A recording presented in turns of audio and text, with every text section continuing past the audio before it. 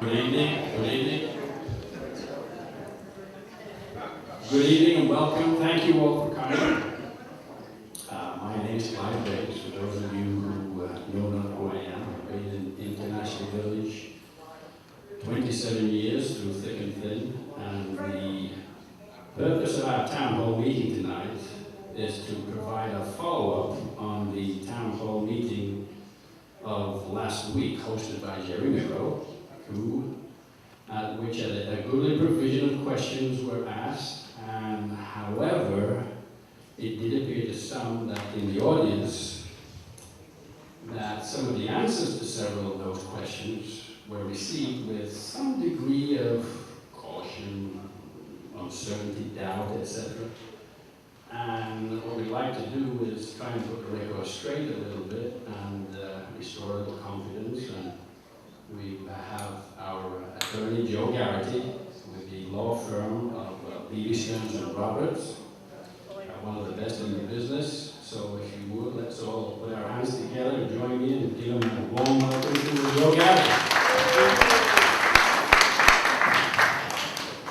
Okay, I didn't have the privilege of being here at the last meeting, so I don't know what many of the questions were, but I thought that, it's been a while since the lawsuit got started. Actually, Pegasus initiated a lawsuit against the village to foreclose on what they claim to be a valid construction lien. My firm specializes in construction law.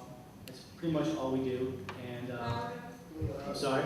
My firm specializes in construction law. That's pretty much all we do. We evaluated the lien in this case, and we evaluated all of the records. With the help of the board of directors, we have been successful in gathering what we believe is a very successful, hopefully a very successful case to defeat the lien claim and also to seek recovery for damages to the property that you guys have all experienced here. Whether it's been water damage to units individually or just costs to redo work that they billed you for, we're going to try to recover that money for you in this arbitration. The arbitration was scheduled for November, but it got continued to April. That was due in part to the withdrawal of the attorneys for Pegasus. Pegasus had an attorney that was representing them for almost the better part of a year that this case was going on. At the last moment, they withdrew. I since then went to a hearing where they withdrew from the state court case also, and their basis for withdrawing from these cases were that they were not getting paid. So I don't know what that means strategically, but a new attorney has taken the old attorney's place.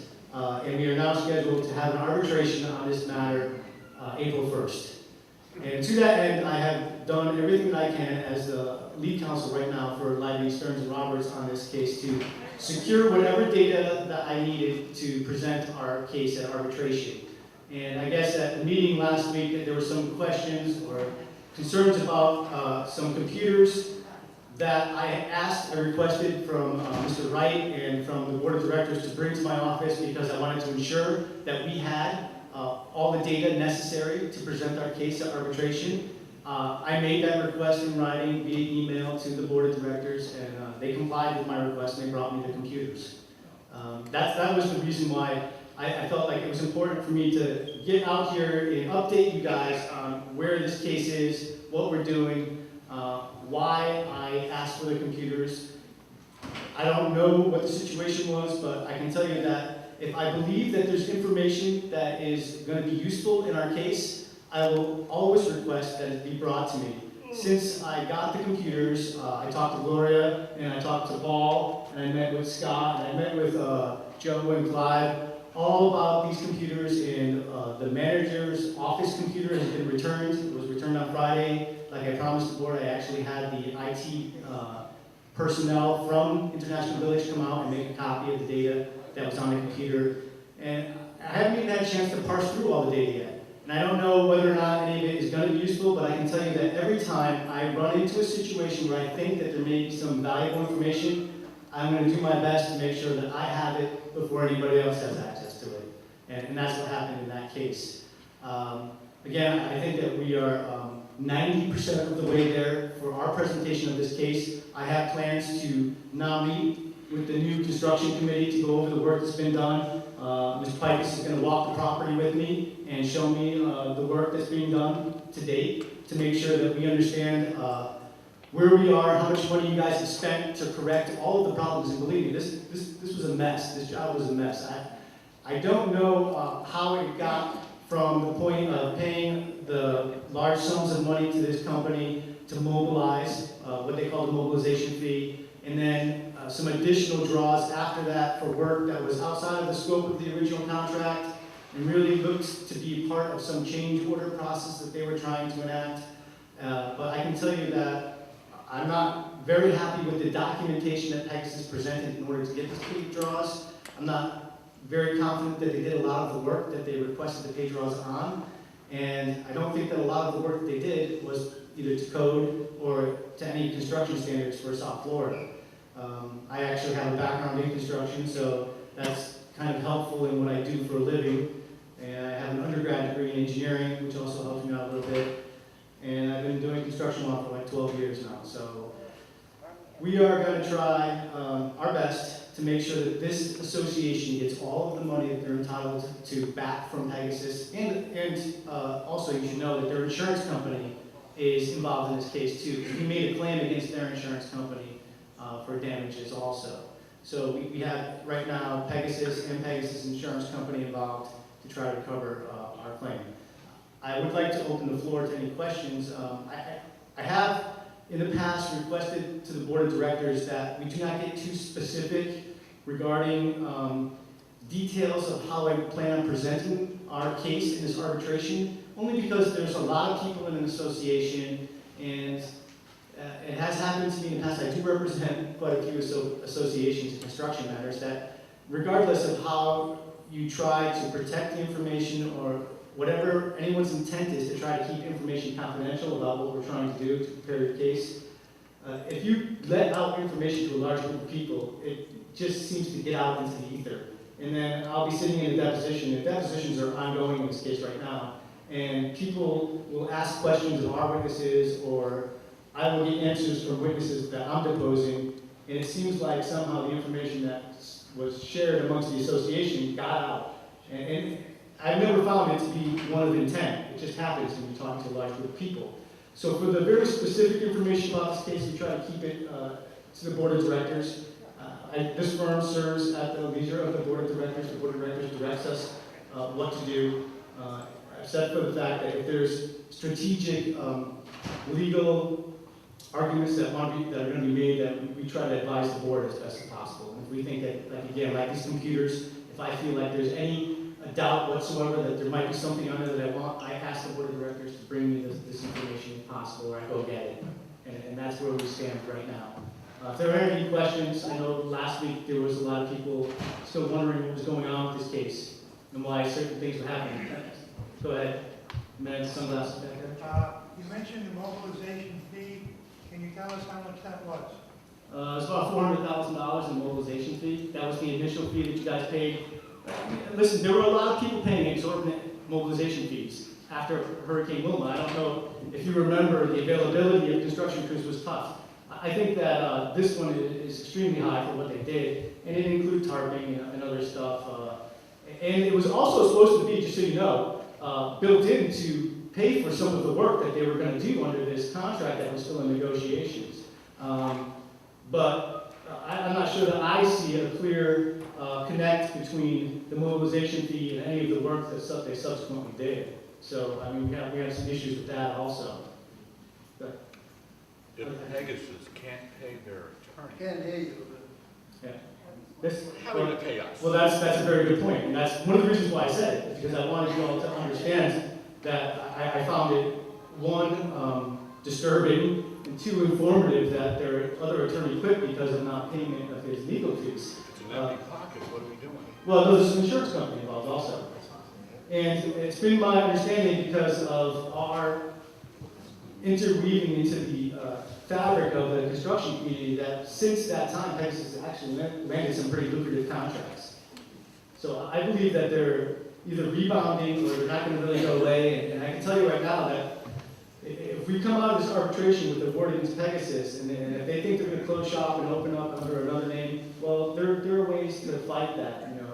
And it's often what happens is that a contractor believes that they can just close up their business, their corporation and try to open up under another corporation. And sometimes it's successful, and sometimes it's not. I mean, I have successfully chased a corporation and called it a mere continuation because they were the same place of business, same phone number, a slight change in the name, completely the same ownership, and kept going. You know, it's gonna be a decision made by the board of directors and your lawyers as to what would be the best course of action if that in fact happens. At the end of the arbitration, if we're awarded a sum certain for the damages, and we are allowed to collect some of it from the insurance company, and there's still a deficit left behind, we'll seek as much as we can from Pegasus, and we'll chase them as hard as we can. But there are, I think, you know, other areas that you can look at too. There was a professional engineer that was on this job that may have some liability. He was not a party to the contract and not obligated to be part of this arbitration, but the fact of the matter is he may have some culpability in this. There was also a property manager on property that I believe probably should have had a better eye on what was going on at the time, and maybe was a little bit over his head, even trying to manage this type of project, and there may be some culpability there. It was one of the reasons why I didn't want this. I know there was some issue about the property manager being fired that came up at the last meeting. It was one of the reasons why I never really wanted the property manager to be involved in what I was doing regarding your representation in this case. I don't believe that a property manager has any business being involved or getting mixed up in the litigation between, the relationship between me as an attorney and you as my clients. First of all, if I brought that person into that conversation, it would waive an attorney-client privilege that I think that I need to preserve. So when I talk to the board of directors, I try to do me and the board of directors only. I already told Clive, and I told Paul, and I told everyone that I could regarding this meeting that, I don't want to get into specific details about litigation because I don't know if everybody in this room is a member of the association, and I'm trying to preserve attorney-client privilege as much as possible. So you try not to disclose too much information. And your board should be available to answer these questions on a one-on-one basis with you guys. And obviously it's not really cost-effective for anyone to call me up individually and ask me questions. Although I think I've helped a few people, and I don't know if anybody's in this room, with some financing problems because this lien has created a little bit of a cloud on title. So if somebody was looking for a refinance, and I had to talk to their mortgage people, and I'm still willing to do that to let them know the status of this lawsuit. So if anybody is looking to refi, or even at a closing, if you're selling, if there's an issue about this lien and you need a question answered, I'm available to answer those questions. Go ahead. Is there any? I told him, by the way, he's raised his hand 3 times. Is there a separate effort to get rid of the lien before arbitration? There is. I'm waiting for one deposition to take place, and it's taking place in New Jersey at the end of the month, and it's the deposition of Hector Lopez, your prior property manager. I want to see what he has to say about what the comments that he made during this videotape that I have after the Heidelberg was flooded. He went on camera and said that he had information that Pegasus was somehow complying with all of the permitting issues. I don't believe that's true after reviewing the permitting package from the city of Lauderdale. So I want to see what happens at that depot and then move forward from there. Okay. When was this suit by Pegasus filed against the association, and when did the association answer that suit? Okay, the suit, and I don't know the exact time, but let's say it was August of '06. What happens is they filed their lawsuit to foreclose on their construction lien, and at the same time they asked for a stay to enforce the arbitration provision of this contract that y'all entered into, because it has an arbitration clause. So there was a lawsuit filed in a regular court, then they moved to stay because of the arbitration clause, but at that point they didn't do anything. They basically did not file for arbitration for a period of 4 months. At which time the board advised me that they wanted to get proactive on this, and we actually filed for the arbitration. So that happened in December of '06. And then, like I said, we were supposed to have this, and this is a complicated case. There's a lot of documents. There's a lot of construction. And a lot of buildings were touched. I'm not saying that a lot of work was done on a lot of buildings, but they try to claim that they've done work on almost every building in this complex. So when I first got involved in the case, I thought that it was going to be much more complicated than it actually is. My hindsight now says that they didn't do that much work, so I really didn't have as big a task ahead of me as I thought. Although there's still a lot of engineers, still an expert witness that I hired out of Pensacola who's going to testify as to their overcharging, double billing, and the inadequacy of their work. So you filed in December of 06, and then a three-member panel was appointed in February. And then at that point, we had what's called a scheduling conference. The three-member arbitration panel is made up of a construction lawyer, there's an accountant who specializes in construction issues, and a contractor. But when you filed, I'm assuming you had information to base the filing on. Absolutely. So you had documents, you had information. Sure. Okay? The thing that I don't understand is why in January of 08, you would be requesting documents and computers from the association that you should have had much earlier than that and should have been using for our defense. I agree. So I don't get the point. And the problem that we have, or let's say I have, is that this information gathering and this computer securing was used as a basis for firing our property manager. Okay, To well, me, it seems like you should have already had all the information. okay, well, I don't know what was on Mr. Seidler's computer, for one thing. And I wanted to know what was on Mr. Seidler's computer. Okay, because I hadn't physically examined it. In fact, when I first got the information, it was given to me by the clients, and it's all in hard copy form. And that was prior to Brian even being here. I think Nancy was the interim property manager that I was dealing with. And since that time, I had made several requests to the property manager to get more information, and I received information. I had no idea if it was all of the information. So when there became a problem with getting Brad's computer, and I guess there was an allegation that Mr. Seidler was engaged in downloading, I asked Brad Wright specifically for his computer, which from my understanding was, its sole purpose was to collect data regarding construction and to keep the pictures and the photographs, the original versions, because I already had hard copies of the photographs. The electronic versions were also on that computer. I asked him if I could have that computer. And actually asked Brad to come to my office because I wanted him to work with me to finish off our preparation for this arbitration. And then I guess that morning I received some information that A, he was told he could not give me the computer, and B, that there's somebody who was trying to download files. And so at that point I said, well, just bring me the computer. Unless there's somebody that's going to physically stop you, I want you to just bring it to me. Was there a subpoena involved? There's never a subpoena involved. You guys are my clients. You know, I would never subpoena your documents. If the other side wanted them, they'd have to subpoena them. We were told there was a subpoena, and we were told that you were the one that required the subpoena, and I understand from our association lawyer, Mr. Bender, that he was surprised and requested a copy of that subpoena before the computers were to be given. Now, I got that information from our president, Mrs. Gershikow. Okay. I can't confirm that or Well, deny it.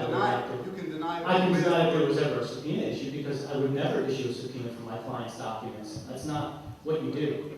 When you prepare a case, your clients are supposed to be helping you and working with you and giving you the information. I thought that what I had possibly, and listen, I don't make any evaluation as to whether or not this information is true. But if someone says something to me and it raises the hair in the back of my neck that there might be some data that I want to look at, then I just secure it. I do it by asking, and I fortunately had people on the board that were willing to bring stuff to me Well, to me, on my request. to me, you're handling the Pegasus case. Correct. The Pegasus case was, as you said, in 06 sometime. No, that's not true. Everything that's been happening since then is all part of our damages. I understand that, but I mean, the damages that they created, that we're suing them, happened at an earlier period. Right, but there's what's called remedial work. All the work that's been going on since then is all part of this case. But it's based on prior activity. True. You know, we're researching prior activity. I have no idea what Brian Seidler, who started in April of '07, would be involved with the Pegasus suit. He is not the holder or keeper of any information that would be valuable to you, where Brad is. Right. So if I were in a situation that somebody was saying that the computer information was being downloaded and disposed of, the person that I would think that would be most culpable would be the person that had something to lose from that information, not somebody that was never here when that suit was filed. Again, I'm going to I tell you would have that fired Brad. I may- wouldn't have fired. well, that's not the story that I received. The story that I What received was the is, story you received? the story that I received is that Brian was downloading the files off the computer. Who told you that story? Yes, where did you get that? Who told Right, you thank that you. story? Where did you get that story? Can you tell us that, or is that, No, I can tell you that. who told you that? That's what was told to me by Brad. And By Brad, but Brad is an employee, he's not a board of directors member, he's an employee for profit. again, I'm not going to make an evaluation as to the information. All I know is I had this information that I asked for Brad's computer, and I was told that Brian said that the computer could not leave the property for some reason, Right, which doesn't make really much sense to me because I really needed the pictures on there and I wanted the electronic files that were on there. Okay, and then instead of the computer being delivered to my office, I understood that Brian was downloading files from Brad's computer. That's all I needed to know. I didn't need to know anymore because once I heard that, all I cared about was getting the computer. I don't really make an evaluation as to what Brian did or why Brian did it. did you check with any board members who represent the association? I asked board members to bring me the computer. Who brought But you did the you, computer?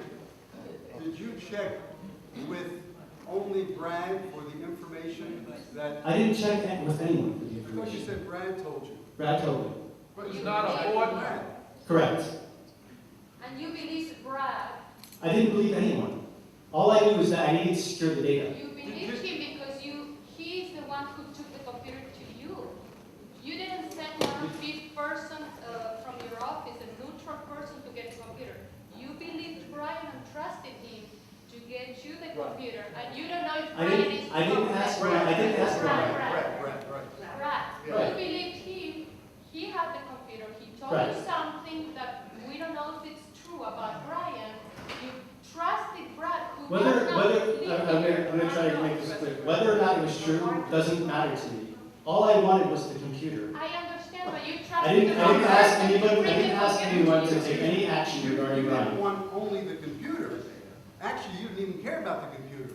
You wanted the accurate and proper information that was in the computer. It Right. wasn't the computer you were interested Correct, in, right? correct, and now that's what I have. So if you are allowing a person to handle that computer from point A to point B, Right. that possibly could be a bad guy, Right. okay? You have allowed something bad to happen, is that Right. correct? Well, if he's a bad guy, he's one of our main witnesses, so I we're gonna have a don't problem care about already. that. He's your witness, but we have documentation. We don't need him. Right. We may need him in a certain way, but we need him to support the documentation. That's all, okay? Yes. So my point to you is, as this nice young lady said, Mhm. it behooves you as a lawyer representing the association, not Brad, to make sure that computer is in safe hands and not to let somebody who possibly could damage the information have control of it. Do you agree with that? I disagree with that 100%. Why?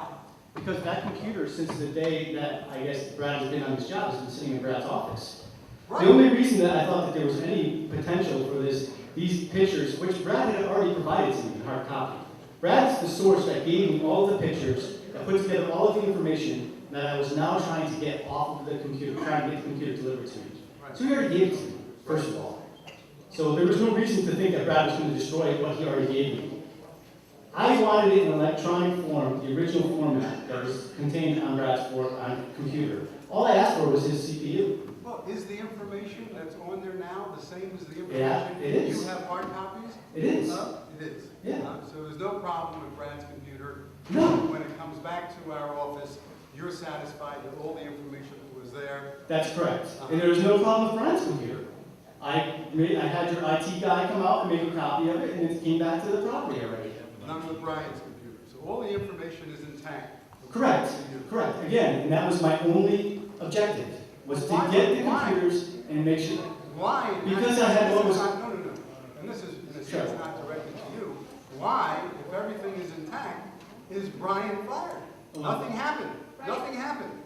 Why would, I mean, it's not to you, it's more, Sure, the question is more to Clive.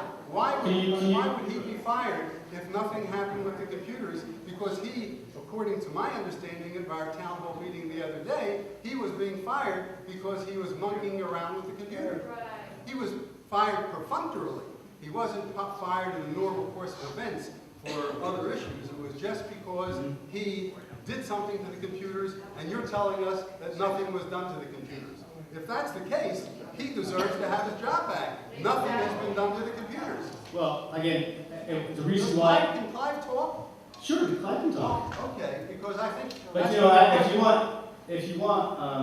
if this is going to turn into a meeting about Brian and Brian's firing, which I really, can't speak to, then. Wait a second. Did you see the announcement of the meeting? The Yeah, firing of Brian? Yeah, I saw it when I walked in. Oh, that's it. It doesn't have to do with you or him. It's on the agenda. It's on the I agenda. understand that. You know? So I'm sure. It was the lead article on the agenda. Right. Right. He would like, you're done. It was a second. I have Pegasus lawsuit. Right. Oh, I'm sorry. What's the second Computers. item? It's an answer to my town hall meeting. Yeah, no, I'm just saying that, I came here as a guest. I'm not charging the association. I don't want to stay here all night if you're going to talk about Brian's fire. I am fine. I mean, that's all. Who invited you to come and speak for free here? Who asked you to come? Clive asked me to come. It's his town meeting. He expressed that there was some concern that people didn't think that questions were being answered. So I came here to try to answer some It's questions. not about the Pegasus. Right, that was the town meeting. She's not saying anything. The board was told the week before. She's been going to the for 2 months, she told us, with issues. But that's, if you guys want to talk about Brian and Crash, go ahead. I don't know if she's going to say anything. Maybe she won't. Go ahead. Joe? Yeah. Before you leave, to see if there's any other questions about Pegasus. Okay.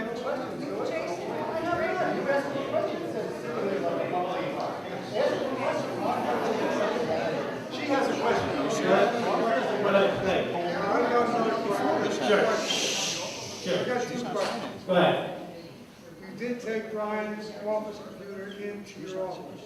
Correct. Okay. Was anything on there or deleted from there that should have been on that computer that you were able to? You just saying Not that I know. Okay, that's one question. Second question, can you give us the total amount of the lawsuit or the arbitration against Pegasus? Is it going to be $1 million, $2 million? No, it's in the multi-million dollars. It's not $1 million. Thank you. The final number has not come up yet because we're still calculating, I think, some interior damage, some water restoration, repair.